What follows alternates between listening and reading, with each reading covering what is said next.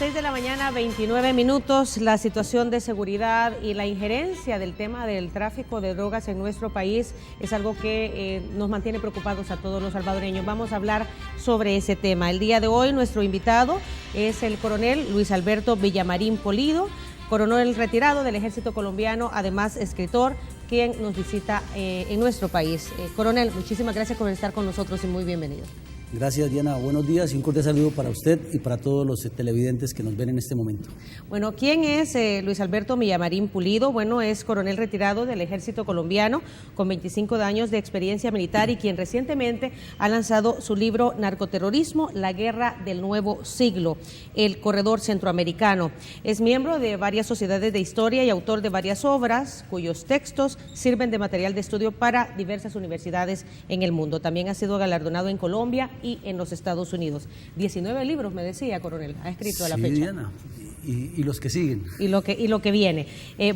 Coronel, la situación de la seguridad, pues obviamente es preocupante, no solamente para El Salvador, para la región y para el mundo entero. Se nos ha considerado incluso uno de los países más violentos del mundo. ¿A qué obedece su visita a nuestro país para hablar precisamente sobre este tema? Gracias, Diana. Mire, la visita obedece a varios temas, varios puntos. El primero es una invitación de la Asociación de exalumnos de estudios estratégicos de aquí de El Salvador, que preside Miriam Mixco, para darles una conferencia que es hoy a las 8 de la mañana aquí en el Hotel Sheraton a todas las personas que se hayan inscrito y que deseen participar en ese acto, para enterarse o para compartir mejor la incidencia del narcotráfico y el terrorismo en Centroamérica y en el mundo, pero especialmente cómo la situación de Centroamérica se ha venido afectando por la presencia de las maras y por la incidencia del narcotráfico que colocó a Centroamérica en la mitad de lo que se produce en Sudamérica y lo que se consume en el norte.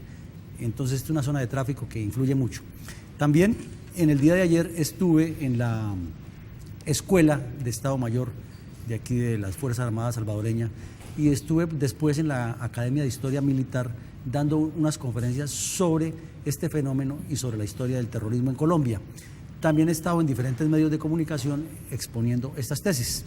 Claro, obviamente Colombia es un país que ha sufrido mucho el tema del narcotráfico y la experiencia y lo que ha pasado y esté pasando igual influye en Centroamérica. ¿Cuál es el análisis que usted hace desde su óptica sobre la situación del narcotráfico en Centroamérica, específicamente en El Salvador, aunque sabemos que no nos ven como país, que nos vemos como región? Pues es que el narcotráfico tiene un propósito de expansión. Los negociantes de la droga, ellos ya no miran naciones, el delito se transnacionalizó hace rato. Ya ellos lo que buscan es dónde mover su dinero, dónde mover sus recursos y dónde utilizar a las personas para todos los delitos anexos al narcotráfico.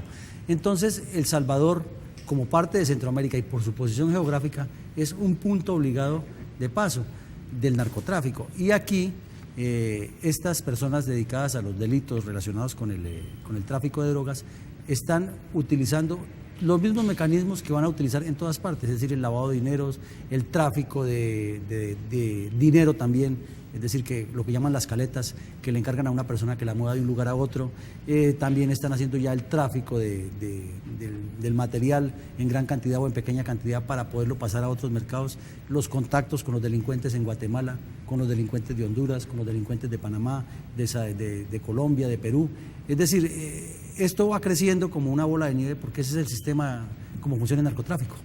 Ya, nos ven como región y se dice que la zona norte de Centroamérica, el Triángulo Norte, Guatemala, Honduras, El Salvador, es donde la situación es más preocupante. De alguna manera los gobiernos de Guatemala y de Honduras han reconocido que el crimen organizado, el narcotráfico ya está presente. Las autoridades no lo confirman en El Salvador, pero desde su óptica, ¿qué está pasando en El Salvador? Pues es que mire, desde que existan en Guatemala, y más que se trabaja como región y que hay una comunicación permanente, están aquí. Ayer se lo decía en la conferencia de los oficiales de Estado Mayor.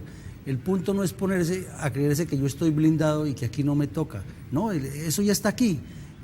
Lo que pasa es que no han reventado, no han salido a flote. Pero ¿qué comprueba que ya está aquí el crimen organizado? Pues la sola presencia de las maras. Y resulta que el narcotráfico siempre se asocia con el delito. Y si uno mira la estructura de las maras, son grupos organizados que se rigen por una disciplina interna que tienen ellos, por unos controles, tienen jefes, y el dinero, el narcotráfico tiene un imán, que es el dinero fácil. Entonces, es lógico, es una cuestión de simple percepción, entender que si estas personas están metidas en delitos y el delito vive del dinero ilícito y el narcotráfico lo ofrece, pues blanco es y gallina lo pone, ahí está. Ahí están. Lo que pasa es que no se han destapado como seguramente se han destapado en Guatemala o como se han destapado en Colombia o en Perú, que son más visibles, pero que están y lo que debe pensar ya el gobierno nacional y todo Centroamérica es cómo combatir ese problema integralmente. No ponerse a discutir que aquí sí hay, aquí no hay, porque eso es, si están en Costa Rica, ¿cómo no van a estar en El Salvador? Que es un país de más tradición de acción, de relacionado con el crimen. Que en Costa Rica, en apariencia, es un país más suave, y allá hay mucha gente relacionada con el narcotráfico. Aquí tiene que haberla. Ya. Usted mencionaba dinero fácil. El narcotráfico se presta al dinero fácil. ¿Las condiciones socioeconómicas de nuestro país y de la región se prestan para esto? Claro, porque es que en toda Latinoamérica hay un gran problema, que hay una enorme masa de personas que perciben un dinero o perciben un salario o una ganancia inferior a lo mínimo con lo que puede subsistir una persona dignamente. Los problemas de pobreza en Latinoamérica son muy grandes y además los problemas de delincuencia en toda Latinoamérica también son altos. Entonces el narcotráfico encuentra en este nicho una posibilidad de traer personas a que se vinculen a su negocio, que tienen el afán del dinero fácil, de salir adelante, de sacar a su familia adelante, no de una forma de trabajo, sino con el ingreso rápido. Porque es que la cultura del consumo, de los tenis de marca, del blue jean de marca, de tener el televisor plasma en la casa, todo eso influye muchísimo. Y sucede otra cosa, que las personas de escasos recursos comienzan a ver que X o Y persona, también que fue amigo suyo, tiene eso, ¿por qué no lo va a tener yo? Y en lugar de trabajarlo o de buscar otra manera, fácilmente caen en esta red con una circunstancia agravante, que es que hay una crisis de valores sociales, la familia se ha desgastado mucho, el concepto del temor a Dios de la sociedad se ha desgastado y entonces las personas fácilmente pueden caer en esas redes. Se dice que hay que trabajar mucho en la prevención, precisamente el tema de principios y valores, como usted dice, ya se ha detectado que hay una falta gravísima en todas nuestras sociedades. ¿De qué manera esto está incidiendo? ¿Es parte básica de esta problemática? Yo creo que es total, Verónica, porque resulta que mientras las sociedades o los estados no asuman un papel de orientación de esto, de recuperar los valores, de volver a reconstruir el tejido social, mientras en la familia no se recupere el principio religioso, el respeto a Dios, el respeto al ser humano, pues naturalmente que esto va a afectar muchísimo. O sea que la prevención es fundamental, porque ayer lo hablábamos en la Escuela de Estado Mayor, es que no se resuelve un problema solamente dando de baja o capturando a los delincuentes, porque está bien, la Fuerza Armada se cumple su trabajo, dijéramos en una palabra un poco fuerte, limpia la zona, pero si no se arregla el problema estructural, lo que viene por debajo de la base, pues se muere o se encarcela a un jefe de maras y ahí aparece otro para reemplazarlo, porque siempre el problema está latente. Ya, se dice que se trabaja mucho en el combate, pero no precisamente en atacar las causas que lo producen. Si pudiésemos hablar de porcentajes, ¿qué porcentaje le tocaría a cada parte? Yo creo que sería más o menos entre 50 y 50 o inclusive 60 de prevención y 40 de acción, porque naturalmente la acción no se puede suspender, la acción represiva contra el delito, porque el que comete un delito tiene que pagar por lo que hace, pero en la medida que haya prevención y que se vaya buscando que las personas no ingresen al delito, sino que tengan otras alternativas de educación, de estudio, de cultura, seguramente que eso se reduce y se revive lo que es más importante, la célula familiar, la célula de la sociedad, que es la familia, que es lo que está perdido en este momento. Ya, y en el país, de acuerdo a la experiencia, de acuerdo a cómo nos están viendo, se ha trabajado más en el ataque y no en la prevención. ¿Han fallado los planes en ese aspecto? Es que ese problema es mundial, no es solamente de El Salvador. En Colombia también nos ha pasado lo mismo. Pero es que hay una dificultad de hacer entender a la dirigencia política de todos los países que primero hay que actuar en la solución social. El gran problema de las dirigencias políticas es que siempre piensan primero en ellos y si les alcanza un poquito piensan en la gente que los eligió. Entonces ellos están pensando... ¿Y este pensamiento es porque para dar resultados o para ver acciones rápidas en beneficio del tema político y no en beneficio de la sociedad? Claro, porque es que piensan en reelecciones, piensan en su grupo para que si yo salgo de este cargo me reemplace el otro y mantener siempre el control, y lo que es peor, hay unos que son corruptos. Entonces, o sea, ¿no hay visión a largo plazo? No, ese es un problema nuestro, que no hay proyección estratégica para solucionar los problemas, sino siempre es el inmediatismo y cómo obtengo yo como dirigente político los réditos, no como los obtiene mi sociedad que me eligió, sino cómo yo como político saco ventaja. Ese es el pensamiento de casi todos los políticos latinoamericanos y de muchas partes del mundo.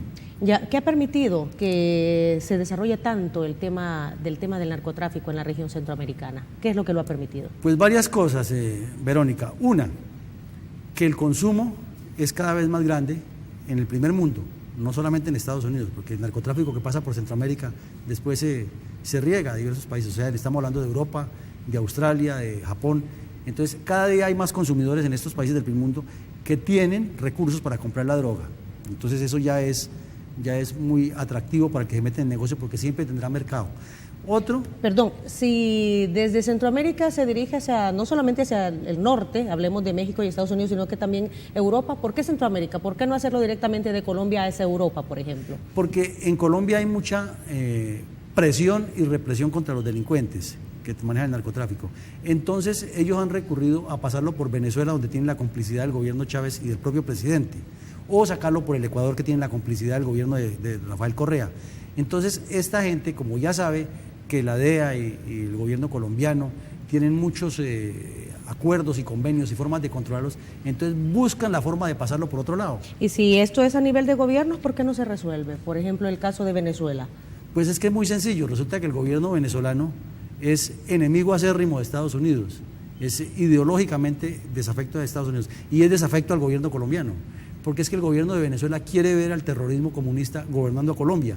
Él hace parte del proyecto de colocar un gobierno comunista en Colombia. Entonces al señor Hugo Chávez lo que más le conviene es que en Colombia haya desorden, que el narcotráfico se fortalezca, que la guerrilla coja fuerza, porque él quiere que ellos tomen el poder para meterlo dentro de su círculo de socialismo del siglo XXI. Y eso no es una suposición.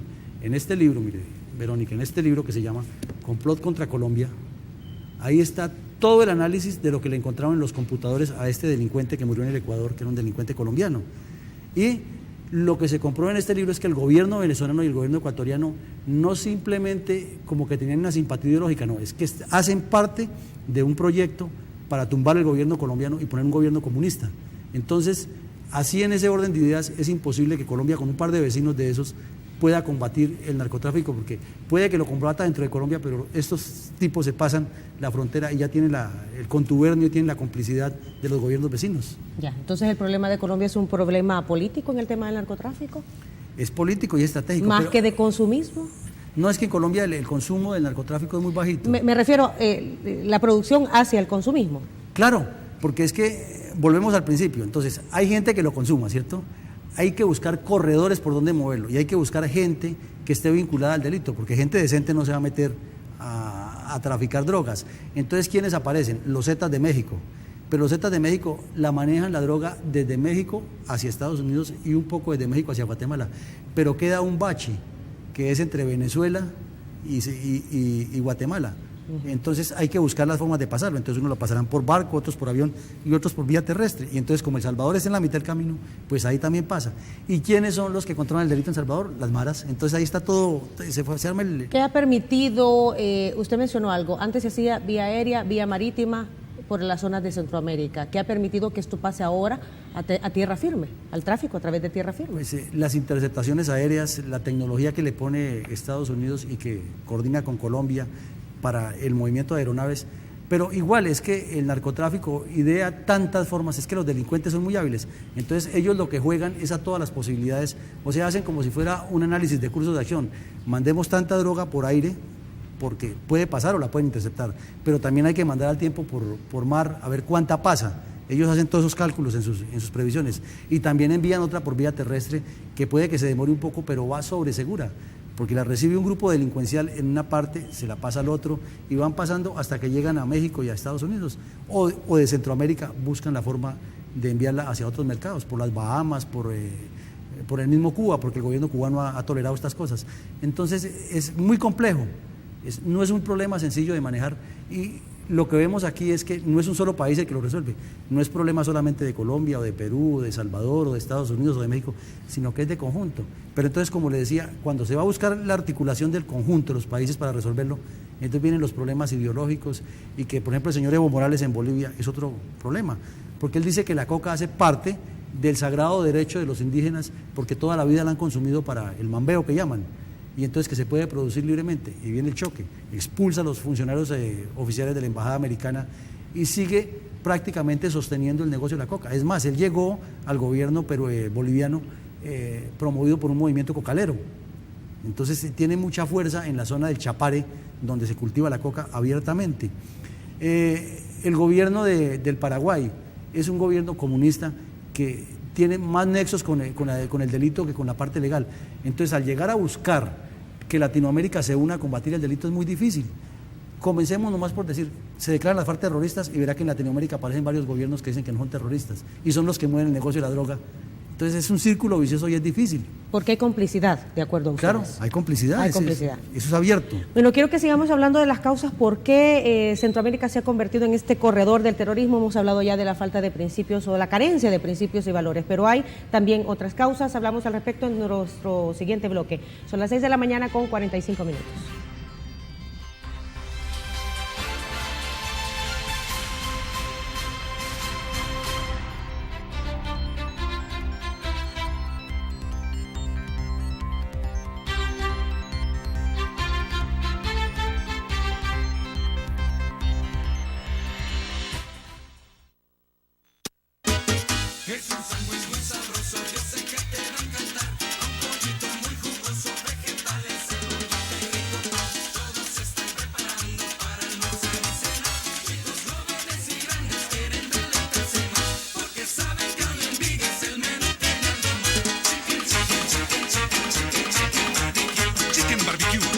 Mezcla de pollo con salsita barbacoa o picante para que la disfruten sin parar. Solo en Miguel, hamburguesas al carbón. Conociendo el pasado para entender nuestro presente. En 1960, cientos de salvadoreños migran hacia Honduras, buscando beneficiarse con tierras que el Estado estaba entregando a la población. La guerra contra Honduras marca un periodo de crisis histórica. La estrategia de desarrollo ha sido rota y se crea una crisis histórica que no se resuelve entre 1972 y 1980. Al no resolverse la crisis histórica, vamos en deslizadero rápido hacia la guerra civil. Universidad Tecnológica, contribuyendo al conocimiento de nuestra historia.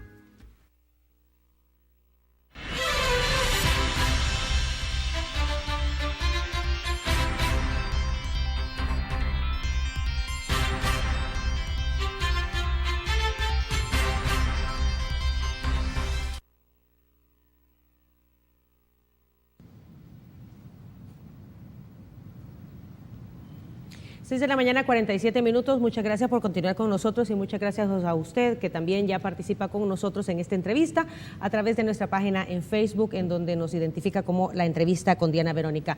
Coronel, hablábamos de las causas que están permitiendo que se enquiste el narcotráfico en la región centroamericana. Hablábamos de la falta de principios y valores. ¿Qué otras causas lo están propiciando? Bueno, otra, pues, lógicamente la ubicación geográfica, como lo hemos dicho en forma tangencial aquí, pero otra es la falta de voluntad política de todos los gobiernos para, primero, unirse, y segundo, para buscar internamente combatirlo, porque es que nosotros tenemos el problema del cortoplacismo. Todo lo hacemos a corto plazo, nunca pensamos con visión estratégica y a futuro de cómo resolver problemas de cualquier sentido, social, político, económico en nuestros países. Entonces, así como los planes de gobierno todos son cortoplacistas, estos planes de seguridad y de resolución de los problemas que nos afectan a todos están hechos a corto plazo. Y lo otro es mucha politización, y cada quien busca ojalá salir en la foto y que se hizo la cumbre en tal parte y en la otra, pero de esas cumbres no sigue una acción concreta de seguimiento, y entonces así no se puede. Ya, usted hablaba de cuestiones políticas, es que no se ha tenido una visión a largo plazo de que este problema puede ir creciendo y de hecho ha ido creciendo. Ha faltado precisamente esa visión a largo plazo, esa voluntad política también para hacer los cambios necesarios y hemos llegado a momentos que, por ejemplo, en El Salvador, y no lo dudo que en el resto de Centroamérica, el tema de inseguridad es el tema más el problemático y el que representa mayor preocupación no solamente para los gobiernos, sino para el resto de la sociedad. Pues claro, porque es que primero no se evalúan los procesos que ha habido en otros países. Por ejemplo, Colombia y Perú han sufrido muchísimo con el narcotráfico y el terrorismo. Esa simbiosis le ha hecho mucho daño al país. Y se ve que aquí en Centroamérica, que les están haciendo el problema con ese tema del narcoterrorismo, no se apropian de ir a investigar ese problema colombiano y decir, bueno, en Colombia y Perú les pasó esto, anticipémonos a los hechos porque tenemos aquí todo el terreno abonado para que no suceda, sino que más bien como que dejemos que ocurra, que sobre el camino vamos resolviendo. Es como esa... Se ha pensado que no nos va a afectar de la manera que nos está afectando, se pensó y no se previó que podría llegar a convertirse en lo que se ha convertido. Pues claro, porque lo mismo nos pasó en Colombia, Diana Verónica, fue exactico. El narcotráfico comenzó a crecer y el terrorismo también de la mano, y hasta que ya nos puso el país casi el agua al cuello, entonces como que la dirigencia política reaccionó. Y siempre el error de todos los gobernantes latinoamericanos ha sido pensar que la Fuerza Armada está hecha es para combatir y enfrentarse a todos los problemas, pero ellos no asumen la misma responsabilidad en la misma dimensión. Entonces mueren soldados, mueren policías y se cumple la misión finalmente, pero también muere mucha gente que está metida en el delito, cuando eso, si se hubiera hecho una acción de Estado, de gobierno, se hubiera evitado ese enfrentamiento y todos esos años de vida útil que tenían esas personas hubieran podido ser utilizados en la construcción de carreteras, de puentes, de presas, de abrir el comercio, de educar a las personas, de hacer unos países mejores. Entonces, el problema es político, que hay mala dirección de los estados y mal empleo de la fuerza militar. Ya, nosotros vivimos un grave problema de inseguridad y las autoridades que tienen que ver con el combate a la inseguridad, a la delincuencia en el país, dicen que buena parte de lo que está sucediendo se debe al tema de pandillas y al tema del tráfico. Aquí se habla de narcomenudeo, no se habla todavía de un narcotráfico, por decir así, establecido, sino que de un narcomenudeo. Pero, de acuerdo a su experiencia, ¿qué tan grande es el problema del narcotráfico en la inseguridad que estamos viviendo aquí en el país? Pues es muy grande, Diana Verónica, por razones como estas. Miremos. Las maras salvadoreñas tienen, dijéramos, sus capítulos, ¿no? Tienen un capítulo en Estados Unidos, en algunas ciudades como Los Ángeles, como Washington, como, otras ciudades de Estados Unidos. Ya tienen, digamos, entre comillas, representantes allá y gente que está dedicada al delito. Y la tienen aquí, y tienen comunicación, y hoy en día que existe el Internet, el Facebook, todas las cosas, la llamada que es bastante económica, hay formas de comunicarse. Entonces ya hay una unión entre unos y otros. Los Zetas de México, el gobierno americano acaba de reconocer que tienen nexos con Al-Qaeda, y esto ya son palabras mayores. Y fuera de eso, que los Zetas de México no solo tienen nexos con Al-Qaeda, sino que han ido asumiendo progresivamente el control de las personas que cruzan la frontera en forma ilegal, los que llaman que ingresan por el hueco, los mojados. Y además están ejerciendo el control del tráfico de drogas hacia Estados Unidos. Hacia el sur, los Zetas de México ya están metidos en Guatemala y el gobierno guatemalteco ya lo reconoció. Entonces mire usted que eso ya está muy grave.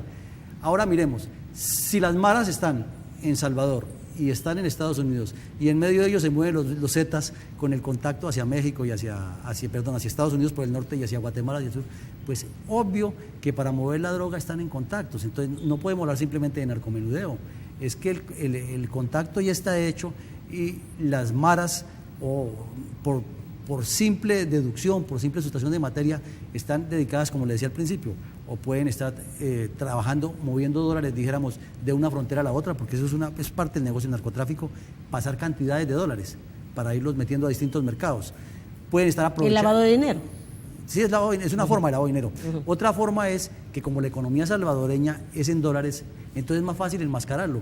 Porque es que antes era más difícil, dijéramos, una persona traía $1 millón, un narcotraficante, a El Salvador, y entonces tenía que cambiarlos en colones.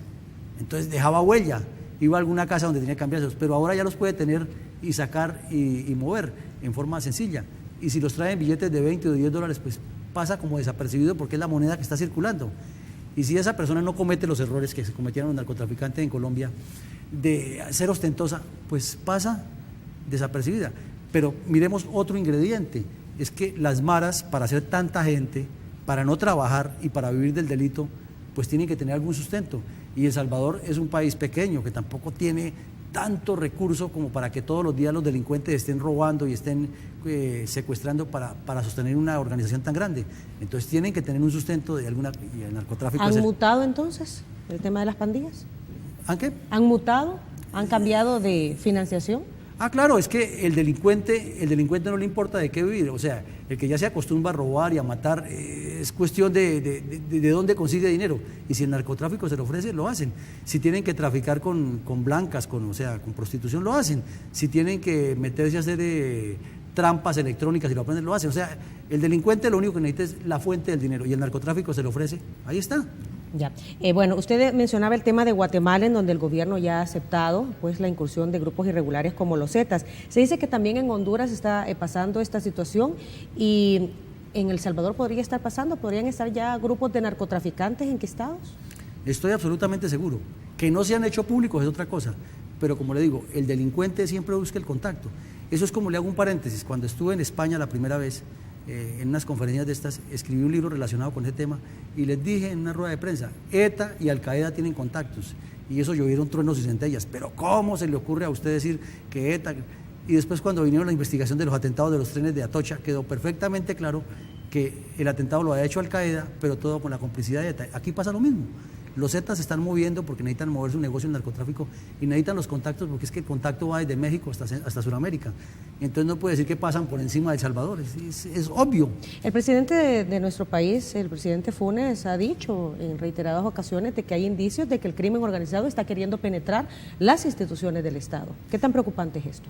Pues es gravísimo, pero es que además es real, Diana Verónica, porque hablemos de los casos de Perú y Colombia, que son los que más han sufrido con este fenómeno. ¿Qué hace un narcotraficante cuando se siente cogido? Pues él averigua en qué juzgado está su proceso. Entonces trata o de comprar la conciencia del juez, pero con millones, no estamos hablando de $10, es con millones de dólares, o mandarlo matar, o comienza a averiguar quiénes son los que manejan las aduanas, a qué horas es el cambio de turno de aduanas, quién es el que les puede colaborar para pasar la droga, etcétera. O sea, el narcotráfico tiene una capacidad impresionante de permear la moral y la sociedad de una sociedad. De corromper la sociedad. Sí, claro, de corromper la sociedad. Entonces, es imposible decir que no. Mire usted que se meten con los reinados de belleza, se meten con los equipos de fútbol, es decir, ellos buscan dónde permear y lo van logrando, porque tienen el dinero con qué hacerlo. Y además, pues hay una debilidad humana que no todas personas lo tienen. Entonces, hablemos, por ejemplo, de una institución armada, la Fuerza Armada. Colocamos a un teniente que es una persona correcta, recta, que no se deja sobornar. Entonces los tipos dicen, o lo matamos o simplemente con este no trabajamos, pero buscan al que sí se deja sobornar. O sea, siempre aparece la forma de hacer el chanchullo. ¿Qué está fallando entonces? ¿Las instituciones, la institucionalidad, de hacer valer la institucionalidad? La institucionalidad obviamente necesita fortalecerse, pero es que es un trabajo de equipo, de conjunto, estratégico. Son gobiernos en toda su organización, son gobiernos dentro de su estructura interna orientando la sociedad. Es volver a tener el respeto por el ser humano, creer en Dios. Es que la sociedad ha perdido la creencia en Dios y entonces pierde el temor a todo lo que es ético y moral. Y fuera de eso es la educación de la casa, porque usualmente se acostumbra a pensar que la educación la dan las escuelas y los colegios, y resulta que la educación familiar es la que, como decimos vulgarmente en Colombia, es que eso se mama en la casa, eso se trae de la familia. Y si las personas no están bien formadas, pues ahí tienen esos problemas. Hay que trabajar mucho también entonces en los valores, en los principios y en la responsabilidad de las familias como tales. De la familia como tal y del Estado como tal, porque es que el Estado o los funcionarios públicos no solamente para que los elijan en campaña y para que le pongan la cara a la gente de cara bonita y que son muy agradables y las fotos de campaña, sino que el funcionario público tiene una responsabilidad social muy grande en cualquier cargo que ocupe, porque es que si lo hace bien es un ejemplo para la sociedad y está ayudando al desarrollo de la sociedad, y si lo hace mal está haciéndole un daño terrible a la sociedad. En diferentes informes se ha mencionado que los países de Latinoamérica, los países de Centroamérica no son la excepción, los gobiernos tienden mucho a la corrupción. ¿Cómo afecta esto a temas tan vulnerables como la inseguridad y el narcotráfico? Pues es total, Diana Verónica, es total. Es decir, si tenemos gobiernos corruptos, que desafortunadamente ha sido una constante del tercer mundo, no solo Latinoamérica, sino del tercer mundo, pues el dinero de la educación se pierde, el dinero de la salud se pierde, el dinero de la vivienda popular se pierde, y eso hace que haya más caldo de cultivo para que los muchachos que están en esas barriadas, en esos sectores populares, sean fácilmente atraídos hacia el narcotráfico y pierdan ese deseo de ser alguien mejor, ¿no? Que quiere estudiar una carrera profesional, que quiera sacar su familia adelante, que quiera ver bien a su papá, a su mamá, si no quieren es la vida fácil y ya vivir de lo que da el día. Entonces eso los induce a que puedan caer en las redes de la delincuencia de cualquier forma. Ya, bueno, problema que no solamente es de El Salvador, sino que de la región y quizás no solo de Centroamérica, sino que estamos hablando de Latinoamérica, incluyendo los Estados Unidos. ¿Qué deben hacer los gobiernos? Es parte de lo que queremos conversar con nuestro invitado esta mañana. Quédese con nosotros. Son las 7 de la mañana en punto.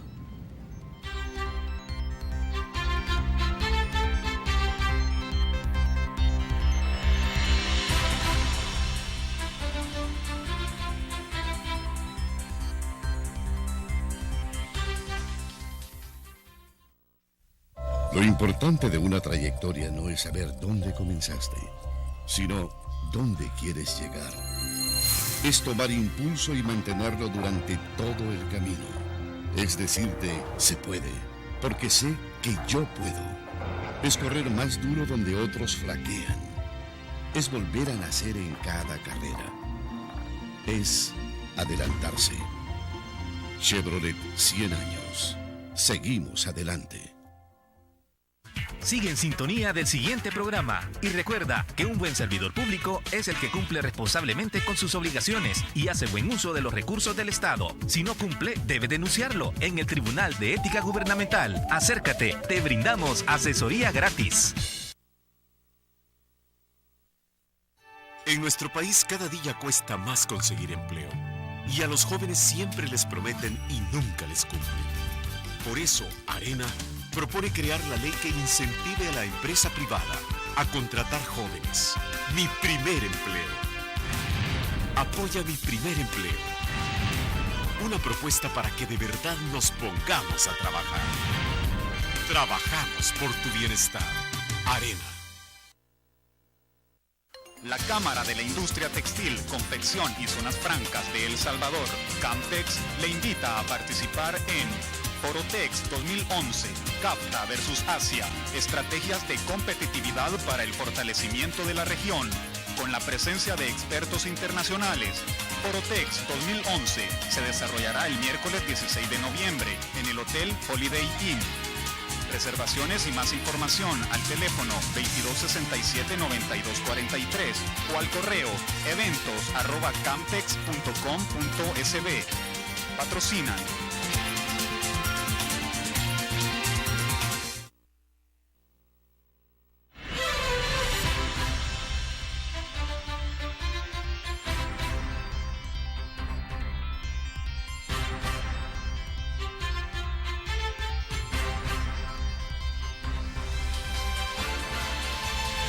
de la mañana con 2 minutos. Esfuerzos se hacen, entendemos, se hacen muchos por parte de los gobiernos para tratar de solventar esta situación de la inseguridad, de la delincuencia y del narcotráfico que está incidiendo en la zona. Hay reuniones de presidentes, por ejemplo, los presidentes de Centroamérica a través del Sistema de la Integración Centroamericana, SICA, ponen como tema prioritario el tema de la seguridad. Las estrategias están fallando, faltan esfuerzos. ¿Qué se debería hacer? Es que mire, Diana Verónica, comencemos porque ya el problema no es solamente de la región de Centroamérica, porque así seguimos divididos, es que el problema es de toda Latinoamérica y de Estados Unidos, obviamente en el hemisferio, y el problema es mundial. Entonces ya hay que pensar en soluciones en que se integren todos los gobiernos, que se integren todas las organizaciones que tenemos, que somos especialistas en el mundo para armar organizaciones por grupitos. Pero debemos de empezar por algo. Claro, entonces el primer paso es integrar y reconocer que tenemos un problema que es compartido. El día que demos ese paso, ya el problema comienza a solucionarse. Pero ¿qué hacemos? Si usted me menciona ahora, Centroamérica se reúne, los presidentes dicen tenemos un problema grande de delincuencia en Centroamérica y vamos a combatirlo. Y bueno, formulan un poco de soluciones, que las hagan o no las hagan, pero están formuladas. Pero ¿qué ocurre si desde Venezuela sigue saliendo la coca con la venia del gobierno venezolano? O si desde el Ecuador, en lugar de perseguirlos por ayudar a las FARC, miran para otro lado. O si en Bolivia lo consideran que es un derecho legítimo tener coca. O sea, el problema no tiene solución porque aquí, dijéramos, se toman las medidas adecuadas, los combaten en Centroamérica y ojalá se lograra eso. pero si abajo no hay el control, si el gobierno colombiano persigue las FARC y el ejército se sacrifica y los da de baja, y bueno, les causa todos la acción militar que requieren, pero si no se cuenta con la colaboración de Venezuela, de Bolivia, de Brasil, de Ecuador para perseguir a los narcotraficantes, entonces las FARC se golpean militarmente, pero siguen produciendo coca y siguen regando el mercado de coca. Y entonces, al estar el mercado regado, pues siempre habrá gente que se corrompe, gente que facilita el medio y gente que quiere dinero fácil. Y entonces ahí aparecen las maras, aparece la delincuencia común. Y entonces supongamos, el gobierno salvadoreño o el gobierno guatemalteco hace la represión policial y matan 10, 20, 30 maras, meten gente de esta a la cárcel, pero como no hay la solución social al problema, ni la integración de todos, pues el problema sigue. Lo que se hace es como trancar procesos o afectarlos, pero los tipos siguen porque habrá quien los reemplace. Usted habló de Sudamérica, ¿qué pasa con Norteamérica, con México y los Estados Unidos? Pues es que esa es la tercera parte del paseo. Como arriba hay consumo y hay el tráfico de quien los mueve, pues entonces también habrá aquí quien la mueva, quien mueva todo el negocio del narcotráfico. Y el consumo arriba, mientras no se combata o se legalice, porque es que uno de los pasos para definitivamente reducir el narcotráfico es que se legalice, porque deja de ser negocio. Es que ahorita es negocio por una razón sencilla, porque vamos a poner un ejemplo: si un kilo de coca sale de Sudamérica valiendo $1 millón, en todo ese proceso que lleva de la distribución llega a valer hasta $50 millones en la calle, ya vendido por el menudeo ese. Entonces mire usted cuántas personas se benefician, es toda una empresa criminal que tiene 1000 tentáculos. Y fuera de eso, ese dinero circula en bancos, circula en paraísos fiscales, entonces hay muchas personas metidas en el negocio. Además, los que producen los famosos insumos que vienen de Europa, como el éter y los clorhidratos con los que se procesa la coca, pues tampoco hay quien los controle allá. O sea, es que es un esfuerzo conjunto, no puede ser ni de Centroamérica, ni de Sudamérica, ni solo de Estados Unidos, ni solo de México, sino que tiene que venir todo el equipo a trabajar y mirar, el problema es este, nos afecta a todos y vamos todos a poner un granito. ¿Qué piensa de la legalización del consumo de la droga? Pues me parece que debe ser legalizado en el primer mundo para que el negocio se vuelva no rentable. Y en los países que no tienen alto nivel de consumo, que se combata el consumo, no se legalice, porque entonces sería, en lugar de resolver un problema, sería facilitar que nuestra juventud se pierda. Y lo que necesitamos Volvemos al tema de principios y valores, claro, a legalizar, por ejemplo, el consumo de drogas. Claro, a legalizar, pero que lo legalicen los que tienen el problema grande de consumo, que no han podido desarrollar estrategias para que sus sociedades se mejoren, que ellos tienen los recursos con qué hacerlo, y tienen los medios, tienen la infraestructura. Pero no podemos legalizarla ni en Colombia, ni en Salvador, ni en el Perú, porque somos sociedades pequeñas que necesitamos es que nuestra gente se mejore en todos los sentidos para desarrollar nuestros países, porque si la legalizamos aquí entonces terminamos de matarnos. O sea, facilitar que la gente consuma droga en nuestros países es ir en contra de lo que nos corresponde como sociedades. En cambio, un país poderoso, por ejemplo Holanda, mire cómo ha resuelto Holanda el problema de sencillo: el que es drogadicto tiene con qué comprar la droga, y entonces el médico le da la certificación que es drogadicto y va y la compra en un sitio donde se la venden como si fuera un remedio de él, pero es ahí donde la compra, y entonces eso reduce que se esté distribuyendo en la calle con otras intenciones. O sea que es cuestión de... Y con precios exorbitantes. Claro. Ya. ¿A dónde queda el papel de los Estados Unidos en el combate al narcotráfico en la región centroamericana? En diferentes cumbres que se han realizado, pues Estados Unidos es uno de los protagonistas, me refiero a cumbres a nivel del SICA, del Sistema de la Integración Centroamericana, es uno de los principales protagonistas y es uno de los principales países que se comprometen en el acompañamiento al combate de esta situación. En la última cumbre, un poco más de $200 millones fue el compromiso para hacerle frente a esta problemática en la región centroamericana. Pues Estados Unidos tendrá que poner su parte, y de hecho la pone, pero yo insisto y vuelvo al principio, es que mientras no se maneje como un problema compartido, entonces lo seguiremos mirando, es como que unos tienen una responsabilidad, otros tienen otra, y como que nadie se pone de acuerdo, y mientras no haya un acuerdo concreto, no podemos llegar a un objetivo común. Ya, se dice también que el narcotráfico se ha incrustado en las organizaciones políticas, en los partidos políticos. ¿Qué información hay al respecto? Pues es obvio. Es como una deducción lógica de lo que pasa, porque ellos necesitan tener leyes, necesitan manipular la organización interna de los estados. En Colombia, que tuvimos ese caso tan concreto con Pablo Escobar, que de ser un delincuente de baja estofa, logró comprar sus votos para posicionarse y llegó a ser hasta senador de la República. Pero ¿qué ocurrió? Que los demás narcotraficantes se dieron cuenta que ha sido un error de Pablo Escobar porque se hizo muy visible y eso lo condujo hasta su muerte. Entonces los demás narcotraficantes optaron después fue por colocar gente afín a ellos, gente que les pudiera hacer afín.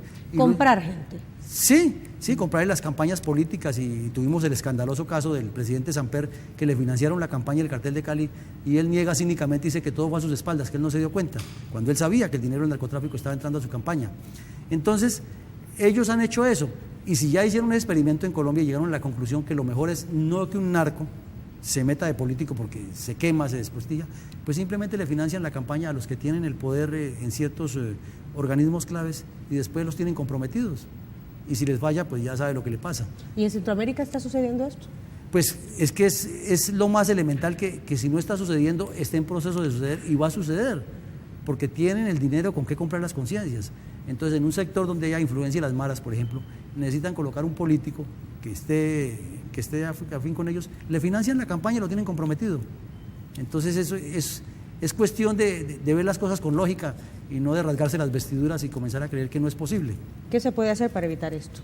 Pues volvemos otra vez, la estrategia conjunta de todos los países identificados. Me refiero a los gobiernos locales en Centroamérica para que el narcotráfico no se inquiste en los partidos políticos. Las campañas de prevención, la campaña de información, el seguimiento a que los funcionarios públicos todos presenten sus declaraciones de renta, a estar más con la comunidad en todos los estamentos del Estado. Es decir, es un trabajo de acción permanente, de interacción social, en el cual se busque es desmontar estas organizaciones del crimen por todas las formas posibles y tratar de que la sociedad recomponga su rumbo. ¿Es necesario darle mayor fortaleza a aquellas instituciones que tienen que ver con la transparencia del manejo de la cosa pública? Claro, totalmente, porque si, por ejemplo, las contralorías, como las llamamos en Sudamérica... Que aquí es la Corte de Cuentas de la República, por ejemplo. Claro, ese es el mismo, está encima y verifica centavo por centavo y verifica las campañas electorales, que eso es una cosa que se ha hecho muy bien en Colombia últimamente, que ha venido presionando, es que cada campaña electoral justifique cómo le llegaron los recursos para financiarse, porque es que no es solamente con el dinero público, sino el dinero que entra en las campañas, porque ¿cómo explica uno que una persona que se va a ganar, vamos a poner un ejemplo, $1.500 de sueldo por su cargo público, invierta en una campaña $300.000 para trabajar 3 años? Entonces uno multiplica y ni siquiera en los 3 años se gana ese dinero. Entonces, ¿de dónde salen esos recursos? Obviamente tienen que venir de algún procedimiento incorrecto o que piensa subir al poder a robar. Entonces, eso requiere un seguimiento muy claro de las campañas y la moral pública. En nuestro país se discute mucho el hecho de que es necesario crear una ley de partidos políticos, y dentro de esta ley precisamente uno de los temas es de la procedencia de los fondos con los cuales se financian los partidos políticos y las campañas. Y menciono esto porque nosotros estamos, ayer se hizo la convocatoria a elecciones para un nuevo proceso electoral en marzo del próximo año. ¿Qué tan rápido debería de hacerse esto? ¿Qué tanta importancia se le debería de dar para que comience a funcionar y que en realidad los partidos políticos esclarezcan de dónde vienen los fondos con los cuales financian sus campañas? Eso es necesario, esclarecer los fondos de dónde vienen los recursos para financiar las campañas. Lo importante de estos partidos políticos es que no es que se haga una reunión amañada, es decir, que busquen de una vez excluir a otras corrientes minoritarias independientes que no tienen la misma fuerza o la misma presión, porque entonces ya hacen como ha sido tradicional en toda Latinoamérica, es buscar siempre componendas para sacar del camino a los que no están de acuerdo con las líneas tradicionales como se han manejado o mal manejado las cosas. Entonces, obviando eso, suponiendo que va a ser una cosa democrática, clara y concreta, sería perfecto. Pero lo más importante en este caso es la limpieza, la claridad electoral, la transparencia de dónde provienen los fondos, porque esa es una de las metas que debe tener un gobierno para evitar la influencia del narcotráfico en su proceso. Ya. Diferentes sectores de la sociedad, tanques de pensamiento, señalan que hay flaqueza de parte de las instituciones que tienen que ver con el combate a la delincuencia. Por ejemplo, se habla mucho de la depuración del sistema judicial en el país y de la fortaleza que se le debe dar, digamos, a instituciones como la Fiscalía General de la República, la Policía Nacional Civil. ¿Qué piensa usted al respecto? ¿Es básica las herramientas y la fortaleza que se debe de dar? Claro, Diana Verónica, porque es que el aseo comienza por casa. Siempre la limpieza debe comenzar por casa y hay que limpiar primero lo de adentro. Y en este proceso, no sé qué convenios tengan los gobiernos de Centroamérica, pero supongo que los tienen, países como Perú, como Colombia, que han librado una lucha tan titánica contra el narcotráfico, tienen una experiencia importante que se puede compartir. Por ejemplo, la policía colombiana, la sección de antinarcóticos, tiene una experiencia muy grande.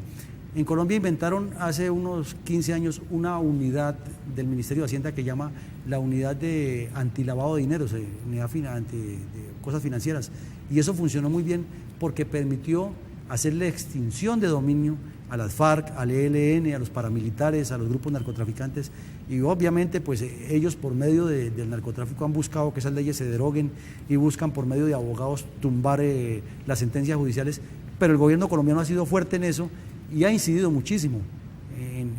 Hay una oficina que llama la oficina antinarcóticos, la oficina de extinción de dominio, y entonces allí se lleva el control de todo lo que se les quita a esta gente y se destina para bien público. Es más o menos administrativo y rápido, pero usted entenderá que ellos tienen sus abogados y los abogados son muy hábiles en buscar recomponer, pero el gobierno colombiano ha dado esa lucha y sería un ejemplo muy bueno que lo aplicaran aquí en Centroamérica, la extinción de dominio de los narcotraficantes. Se está haciendo ya en la Asamblea Legislativa precisamente una ley de extinción de dominio para poder conseguir fondos y también para desarticular de alguna manera estos grupos organizados. Se dice también que en el país se delinque mucho porque las leyes no se hacen cumplir.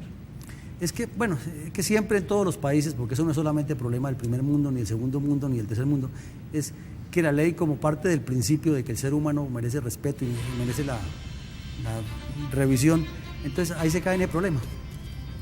Ya, la gente delinque porque las leyes son muy flojas.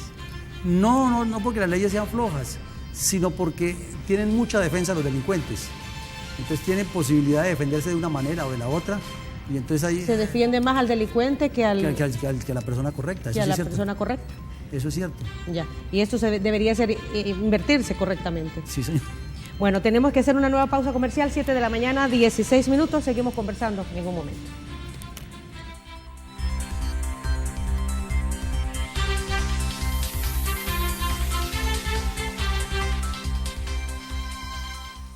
En nuestro país cada día cuesta más conseguir empleo y a los jóvenes siempre les prometen y nunca les cumplen. Por eso, Arena propone crear la ley que incentive a la empresa privada a contratar jóvenes. Mi primer empleo. Apoya mi primer empleo. Una propuesta para que de verdad nos pongamos a trabajar. Trabajamos por tu bienestar. Arena. Farmacia Las Américas tiene 44 años haciéndote sentir bien con las mejores marcas para cuidar de tu salud.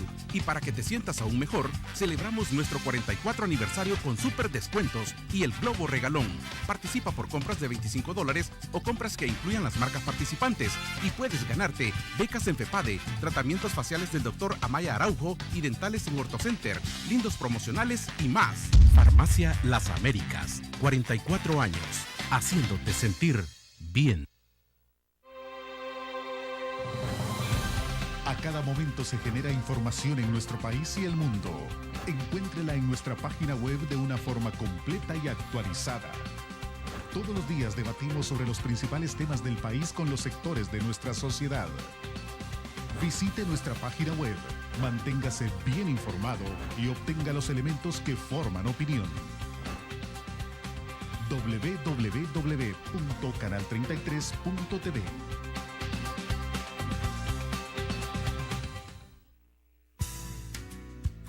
Conociendo el pasado para entender nuestro presente. En 1980 ocurre el asesinato de Monseñor Óscar Arnulfo Romero, último suceso que llevó al estallido definitivo del conflicto armado. Con 3 pesos y una pistola y una idea de cambio en el país, se organizó una de las guerrillas más importantes de América Latina. Universidad Tecnológica, contribuyendo al conocimiento de nuestra historia.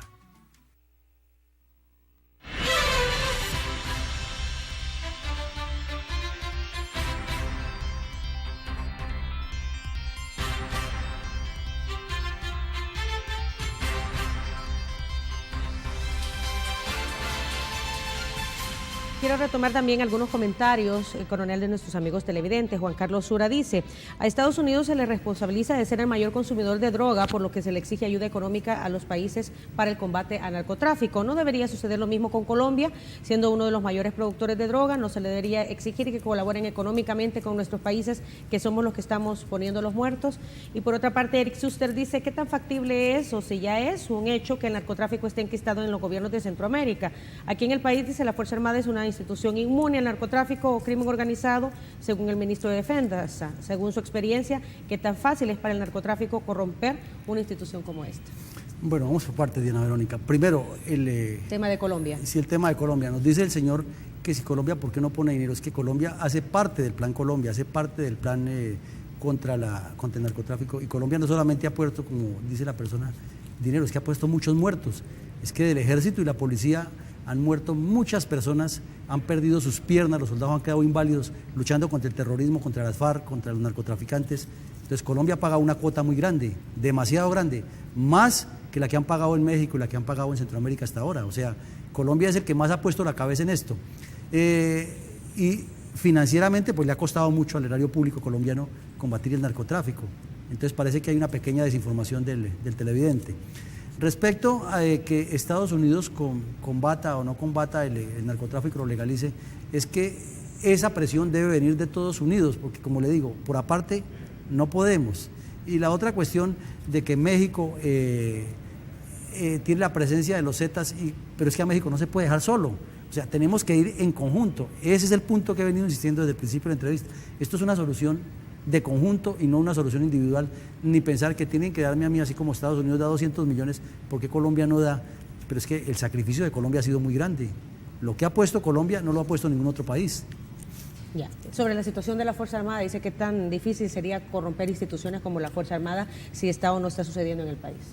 Pues que esté sucediendo no lo sé, pero que es imposible o muy difícil tampoco, porque como le digo, siempre habrá la forma de buscar contactar a algún miembro de la Fuerza Armada que tiene que ver con las operaciones antinarcóticos, y eventualmente alguno puede fallar al juramento de lealtad a la bandera. ¿Y esta experiencia ha sucedido en otros países? Claro, claro, en Colombia también nos ha ocurrido. Es decir, han caído uno que otro miembro de la institución que se ha metido en narcotráfico. Dese cuenta que la misma embajada americana, oficiales que han sido destinados a otros países, han capturado, hace 15 días en Bogotá capturaron a un miembro de la embajada americana de Italia, que estaba en vacaciones en Latinoamérica, y lo cogieron con un alijo de droga. O sea, eso no, nadie es inmune porque puede ocurrir, somos seres humanos. Pero sí, desde que haya una política clara, entonces el que cae, cae, y de que haya justicia, pues los demás no van a caer. Ya. En estos momentos en nuestro país, coronel, no tenemos un ministro de Seguridad Pública y Justicia. La persona que era ministro renunció el pasado lunes, está en la búsqueda de un nuevo ministro. Dada la importancia de este tema y la problemática que representa en el país, ¿cuál es el perfil de un ministro de Seguridad Pública y Justicia? Pues es que cada país tiene sus condiciones individuales, y cada gobierno tiene su estilo de manejar las cosas. Entonces, el perfil de cada país lo determinan las circunstancias.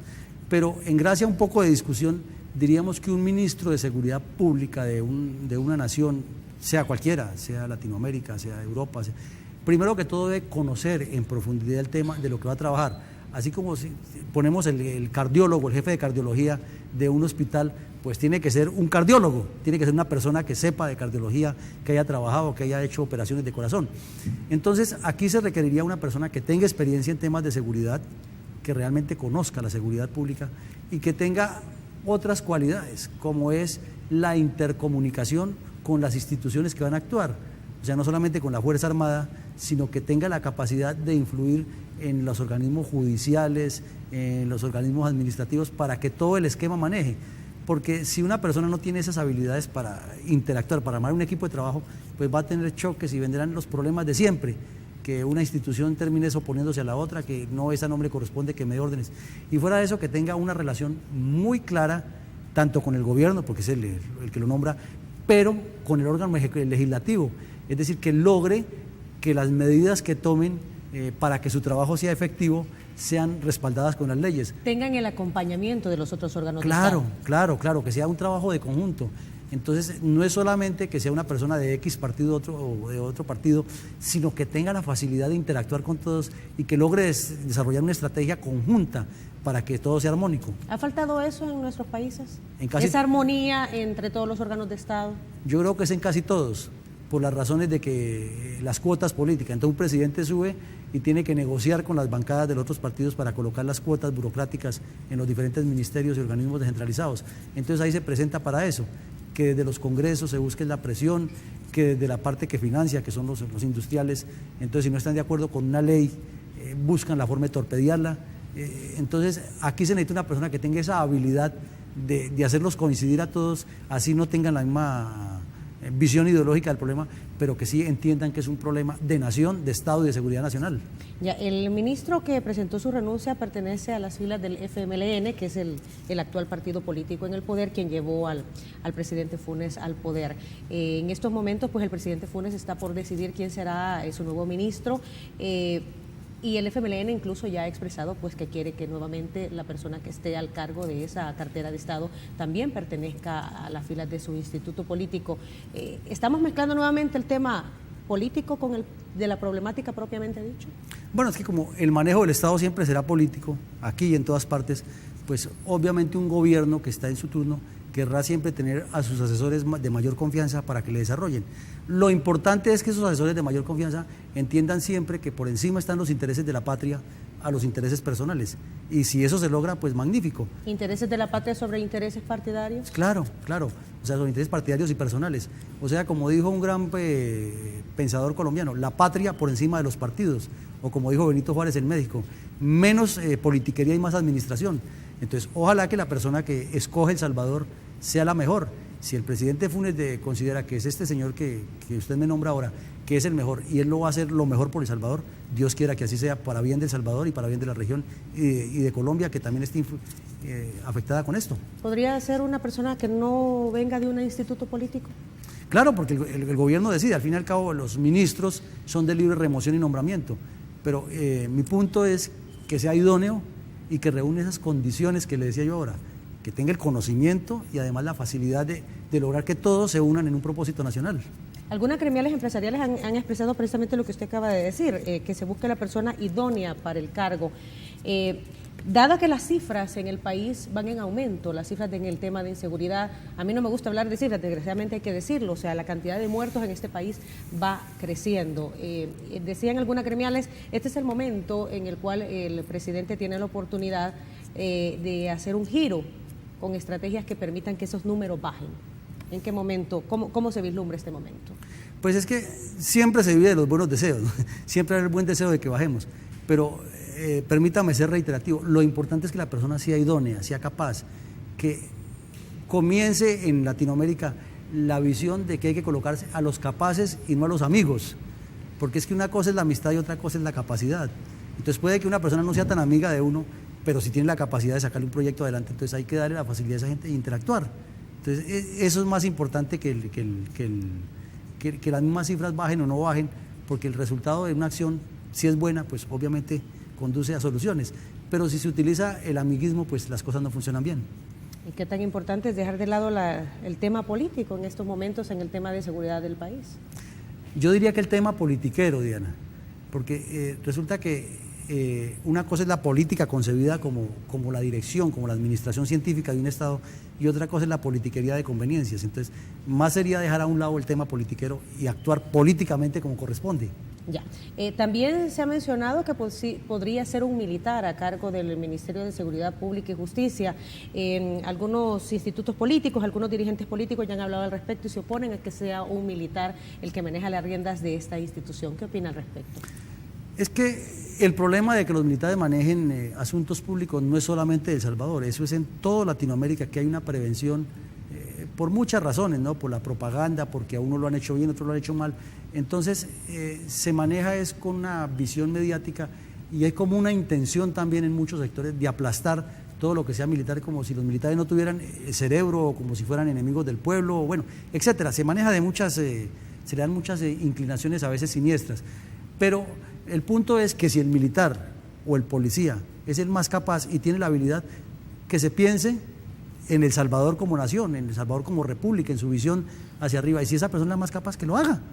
Es decir, o lo mismo, si aparece un sacerdote que es capaz de manejar eso, pues que lo haga un sacerdote. Si es una mujer la que tiene primero el temple y segundo el talante para manejar eso, pues que lo haga, pero que sea lo mejor para El Salvador. Esa sería una visión mía y una sugerencia, lo que sea mejor para el país. Ya, recientemente también hemos firmado un convenio con los Estados Unidos, el tema del socio para el crecimiento. Este proyecto lo que pide de alguna manera es a la sociedad salvadoreña, pónganse de acuerdo para poder sacar adelante el país. ¿Deberían tomarse decisiones en el tema de seguridad entre todos los sectores? Hacer un gran consenso de nación en problemáticas tan difíciles como estas. Los consensos son lo mejor en la democracia, o sea, cada vez que hay participación activa de todos, las ideas fluyen y la persona que esté en un cargo, como no es mi Dios, tiene que recibir información. Lo importante es que los consensos vayan alrededor de una estrategia y de un objetivo. Entonces, cuando el gobierno fije un objetivo, vamos a erradicar el problema de las maras de tal manera socialmente y con la acción armada, entonces la estrategia es esta.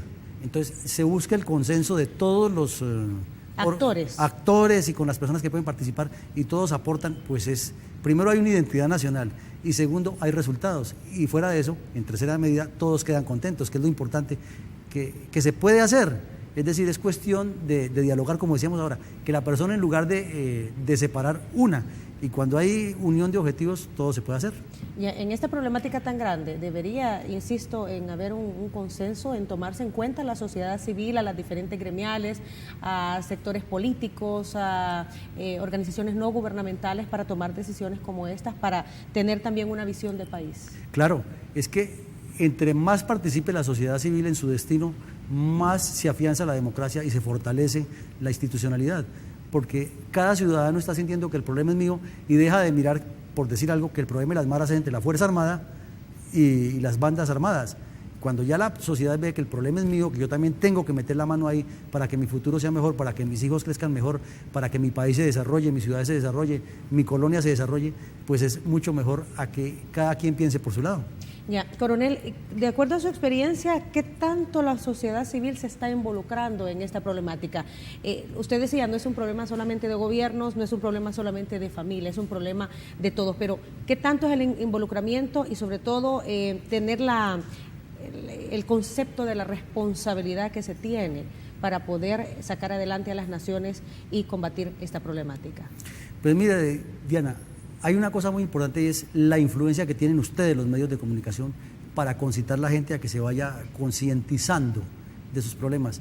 Y pienso que en la medida que los medios de comunicación, las redes sociales, el internet y todos estos elementos que articulan una sociedad vayan difundiendo, así como la educación, los colegios y los planes de gobierno, vayan incidiendo internamente en la mejoría de la información, va a haber mucha más participación ciudadana y lógico en la medida que los gobiernos busquen que la acción electoral sea transparente. Ya, ¿nos podríamos convertir nosotros en un país consumista? Hemos hablado que la región centroamericana se ha convertido en un corredor, pero de alguna manera se podrían volver también consumistas.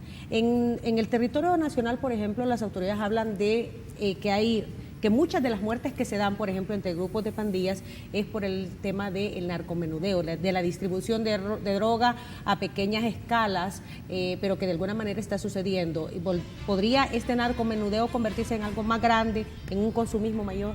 Claro que se puede convertir, porque todo problema negativo, todo cáncer tiende a extenderse y no a reducirse en la medida que no se actúa a tiempo. Entonces, si no hay acción, todo tiende a dañarse. Claro, si la gotera de agua comienza a caer y no se actúa rápido para taparla, se va dañando todo el techo. Ya, y en esto nuevamente, ¿qué debemos de hacer nosotros como sociedad para parar este incremento del consumismo en nuestro país? Preocupa de alguna manera porque, decía, estamos poniendo los muertos, o sea, las disputas por territorio, en donde se distribuye, en donde se vende, en donde se compra, en donde se consume droga, está poniendo los muertos. Pues como hemos dicho, la sociedad tiene que hacerse partícipe de la solución. El gobierno tiene que interactuar con la sociedad y fuera de eso buscar un entorno internacional. O sea, es que es un trabajo de conjunto. Y la sociedad tiene la ventaja de que se deja guiar en la medida que tenga buenos líderes. Entonces, Hay que buscar el liderazgo permanentemente para que la sociedad se vincule a la solución de sus problemas. Falta de liderazgo, ese es un tema bien importante. Sí, lo que pasa es que, mire, Diana, hay una mala percepción de lo que es el liderazgo en nuestros países. Se piensa que el liderazgo es caudillismo y resulta que el liderazgo es equipo de trabajo. Es que se trabaje en conjunto, es que lo mejor es trabajar en conjunto. Cuando todas las instituciones van de la mano, los problemas se resuelven. Cuando cada quien va tratando de destacarse sola, individualmente, es imposible salir adelante. Otro tema también que preocupa es el tema del tráfico de armas. Por ejemplo, nosotros hemos tenido información de parte de las autoridades oficiales que armas se están llevando de aquí, digamos, por ejemplo, a Guatemala o a Honduras. Claro, es que el delito, como decíamos al principio de la charla, busca todas las formas de unirse y de actuar. Entonces tenemos que el tráfico de armas es parte del narcoterrorismo, es que es un triángulo letal: armas, drogas y lavado de activos. Y así funciona eso. Entonces es parte del problema. No es que sea aislado ni que sea circunstancial, es que el narcoterrorismo funciona alrededor de armas, drogas y lavado de activos. Ya. Coronel, quiero también agregar a nuestra conversación a mi compañero Sergio Méndez. Adelante, Sergio. Claro que sí, Diana, coronel. Un placer enorme poderlo saludar y poder tocar temas tan sensibles para la población salvadoreña como es precisamente el tema de las drogas. Y es importantísimo el análisis que usted está haciendo ahorita con la ponencia en el cual va a dar. Nuestro país obviamente no se escapa de las garras de la narcoactividad. ¿Cuál es el estudio que se hace no solamente como Centroamérica, que anteriormente ya lo escuchaba usted decir que es un pasillo, Centroamérica, en el cual se está tramitando la droga, sino que ya hoy por hoy se está comercializando, pero más aún ya está tocando los tentáculos precisamente de temas electorales, donde se están metiendo a los partidos políticos, como en determinado momento se le señaló a Colombia? Gracias, Sergio. Es que, como le decía a Diana, el narcotráfico es un cáncer y él busca extenderse por todas las ramificaciones de un cuerpo. Entonces, si no se actúa, si no hay un concepto claro de Estado y un comprometimiento de la sociedad internamente y un comprometimiento internacional de que todos los países vean el problema como universal, entonces se dan palos de ciego y pasa como ha ocurrido en Colombia, que le contestaba al oyente. El gobierno colombiano haciendo un esfuerzo grande, las fuerzas militares matándose allá, los narcotraficantes también matando y haciendo daño, pero está el vacío de Venezuela, el vacío de Ecuador, la ambigüedad de Bolivia, que impiden que el problema se combate integralmente. Entonces esto es una acción integral de todos, sociedad civil, gobiernos, estados. Es un trabajo largo que hay que concientizar mucho. Uno de los principales sectores que yo recuerdo precisamente en Colombia, en el cual empezó a tocar los tentáculos, fue el órgano judicial. Yo me recuerdo que en Colombia implementaron los jueces sin rostro, los jueces especializados, que para bien o para mal nuestro país, obviamente nosotros lo tenemos. ¿Qué aporte significativo le dio esto? Porque era para que no conocieran la identidad, para que después el narcotráfico no atentaran contra jueces que en determinado momento los amenazaban, que de aplicar la pena o aplicar la justicia contra determinado narcotraficante, al final iban a atentar ellos mismos contra la vida y contra la vida de las familias. Eso dio muchos resultados, Sergio. Los jueces sin rostro fue una figura muy importante. Algunos fueron víctimas del atentado terrorista, o sea, no todos pudieron salir adelante con su misión, pero hubo personas de mucho carácter, de mucho amor por Colombia, de mucho cumplimiento a su juramento de miembros del servicio judicial, y lograron encarcelar a un poco de gente y sobre todo el punto que insistíamos ahora que le comentaba a Diana. Esa extinción de dominio es total para esa gente, porque es que para el narcotráfico o el narcotraficante su poder es tener fincas, tener casas, tener muchas mujeres bonitas, tener facilidad a clubes, poder viajar, darse la gran vida. Pero si le quitan todo eso, vuelve a ser la persona común y corriente que era, y entonces deja de tener como esa ascendencia dentro de la... Y lo que pasa es que es una persona muy querida dentro de su jurisdicción, porque él regala dinero también para la gente que de una u otra forma lo lleguen a proteger y tener como fidelidad a la gente con él y al final lo puedan resguardar. Yo quiero ir un poco más allá en términos electorales. En nuestro país nosotros arrancamos los comicios electorales el próximo año con una nueva figura que cambia completamente la historia, y es la participación independiente de personas a la política, es decir, las no partidarias. ¿Qué opinión le merece a usted cuando muchos partidos dicen, mire, es que es más fácil que el narcotráfico se pueda meter dentro de las participaciones aisladas y no como partido político? A mí me parece que hay un poco de una sindicación politiquera. Okay. Es decir, para descalificar al que no está de acuerdo con lo que se está manejando tradicionalmente, es una forma oportunista de decir que se puede meter al narcotráfico, porque eso es de una vez decir por anticipado que el que va a participar independientemente es amoral. Y eso no está probado. O sea, tan solo que tenga la prueba que diga que la persona que está antes ya es amoral, o sea, que tiene un antecedente ya es diferente. Pero descalificarlo por anticipado, eso no se puede. Pero en términos progresivos, general, es mucho más fácil, coronel, perdón, es mucho más fácil para el narcotráfico tener un contacto con una cúpula partidaria que tener unitariamente con un participante dentro de la política. Mire, Sergio, ellos se contactan con quien sea. Okay. O sea, ellos en su búsqueda de permear y de expandir su negocio y de hablar eso que usted decía ahora del control y que son los que regalan, los que tienen, ellos se contactan con el quien sea y en todas partes, en todas las organizaciones humanas hay personas buenas y hay personas susceptibles a caer en el error. ¿Cómo no? No tenemos en nuestro país una ley de partidos políticos, desgraciadamente, para nosotros saber cuáles son las finanzas de cada uno de los partidos. En primer punto, lo primero que se da en cualquier lado del mundo, según tengo conocimiento, si me equivoco me corrige, es precisamente el aporte significativo en términos económicos o pecuniarios para un partido político. ¿Para qué? Para que el día de mañana, como dice un eslogan, acuérdate de mí, Señor, cuando estés en el paraíso. Pues mire, Sergio, es que no es solamente en El Salvador que pasa eso, en muchos países. Colombia se vio obligada al control ese de la financiación de los partidos, fue después de la experiencia sucedida. Entonces la recomendación que le daríamos a los otros países, porque no solamente está pasando en El Salvador, es que con base en lo que ya nos ocurrió a nosotros, se asuma esa actitud de la ley de partidos políticos. Pero pues es que son cosas que pasan porque la delincuencia parece que siempre como que le lleva la ventaja a la ley. O sea, la ley tampoco, los que hacen la ley tampoco son ni Dios para imaginarse todo lo que va a pasar, sino que desafortunadamente la historia de los pueblos va ocurriendo así. Después de que ocurre un hecho, se va buscando la solución. Eso es una constante. Conversamos con Diana Verónica la importancia y la necesidad de tener un centro de escuchas telefónicas. Y a mí me llamó mucho la atención ahorita su respuesta, coronel, porque usted dijo, mire, es que la delincuencia y el narcotráfico les lleva a la delantera, mientras los políticos empiezan a discutir de dónde van a sacar fondos, siempre y cuando no los toquen a ellos, los grupos precisamente irregulares como estos, ellos tienen la posibilidad de poner hasta 20 centros de escuchas telefónicas. Yo entiendo que en Colombia ustedes implementaron este mecanismo. ¿Qué tan resultado, qué tan importante fue esto precisamente para combatir el hecho de la narcoactividad? Es total, ha sido lo mejor. Dese cuenta usted que en estos 13 libros que tengo aquí de mi autoría, que son el de Raúl Reyes, el de la operación de liberar a Ingrid Betancourt, sí, y el de la muerte del mono Jojoy, todos los tres fueron productos de actividad de radioescucha, de escuchar conversaciones, de grabarles. De ahí nació. Y en todos los tres casos se le dio un golpe mortal al narcotráfico. O sea, esa actividad de inteligencia técnica, que es la forma correcta de decirlo, es lo mejor que puede tener un país. Porque primero minimiza el riesgo de que las personas las maten.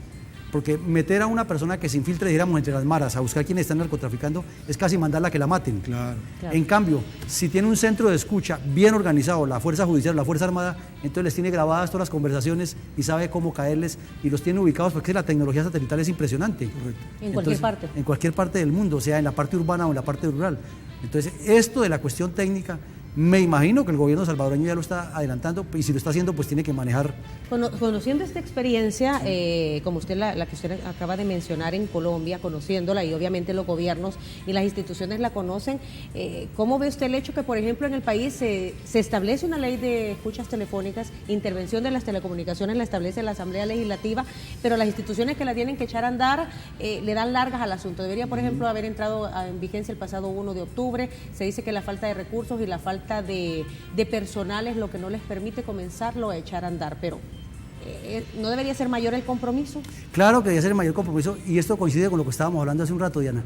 Si el ministro de Seguridad que llega es la persona, primero, idónea, y segundo, tiene esa capacidad de hacer que las cosas funcionen, que tiene de articularlo a todos, pues los pone a trabajar dentro de un equipo, que es lo que ha ocurrido en Colombia, que han puesto personas hábiles en los cargos, por ejemplo, el general Naranjo en la policía. Ese hombre ha hecho cosas maravillosas manejando el control de la inteligencia y todo esto, y ha logrado centralizar la información y los golpes llegan. Lo mismo el general Navas, que está de comandante del ejército, ha hecho por la parte de la lucha contra la guerrilla la misma actividad en mucha coordinación y mucha sinergia. Eso le iba a decir. La sinergia es importante para que todas las instituciones funcionen. Claro, pero entonces lo que pasa es que cuando cada quien se cree el dueño del pedacito de finca que le toca, correcto, y cree que lo pusieron en un cargo público y que es inamovible y que toca pedirle pues permiso a Dios para hablar con él, correcto, entonces ahí vienen las dificultades. Y cuando se toman en cuenta más también las cuestiones políticas para tomar las decisiones o sea, muchas veces los funcionarios piensan más en las consecuencias políticas que en los resultados que propiamente puede dar esa acción. Sí, pero es que piensan en las consecuencias políticas personales, o sea, lo que decimos en Colombia, las vacas sagradas, entonces que nadie las toque. Entonces, porque es que ese es mi grupo y entonces no se puede tocar porque mi grupo maneja eso. Pero como le digo, cuando hay una persona que hace sinergia, pues los mete en el redil y cambia para bien la historia de un país. Coronel, en determinados países, como por ejemplo el presidente electo ahorita de Guatemala ya lo anunció, que va a crear como un ente, un organismo muy diferente, quizás paralelamente a poder investigar, que antes se denominaba la CICIG. En nuestro país también en determinado momento se tocó esto, que fue una valoración, una ponderación judicial que no podía proceder por la Constitución. Pero en Colombia, ciertamente, si me equivoco me corrige, el presidente actual iba a disolver un grupo, porque un grupo especial de investigación que el presidente creó, precisamente para investigar sea quien sea, porque desgraciadamente muchos de los grupos como la policía depende del Ejecutivo, pero un grupo que no tenga una afiliación a nadie más y que pueda investigar hasta el mismo funcionario público.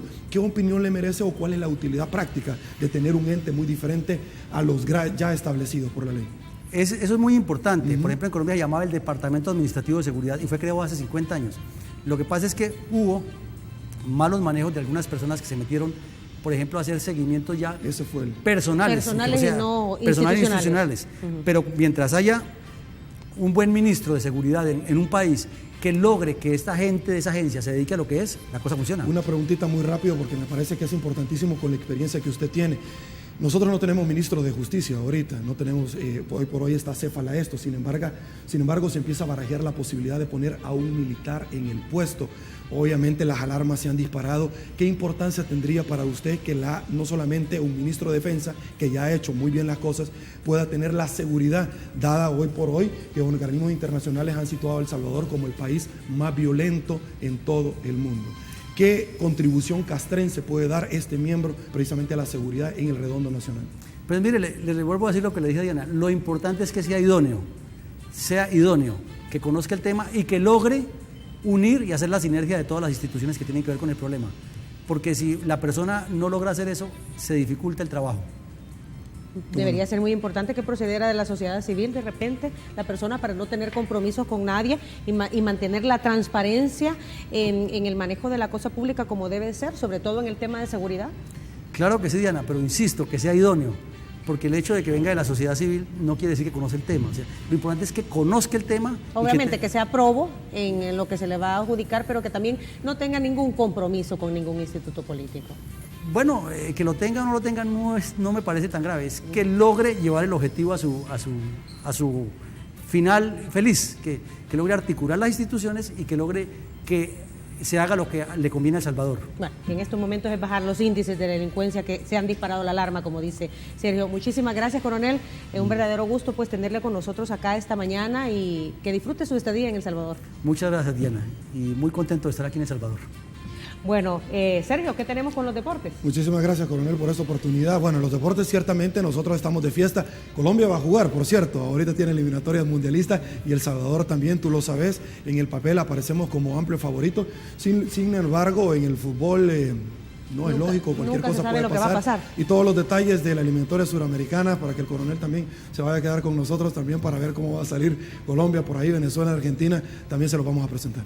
Bueno, y obviamente estamos atentos, como tú decías, ¿verdad? Lo que pase con El Salvador en este partido de eliminatoria contra Surinam, confirmado 5 de la tarde. Insistimos con la hora porque se ha dado un poco de interpretaciones diversas sobre el tema de la hora, pero confirmada 5 de la tarde, hora en que en nuestro país se va a discutir la Selección Nacional de Fútbol en contra de Surinam. Regresamos con más aquí en su revista informativa El Despertar. Un gusto estar con usted informándole en esta mañana de día viernes.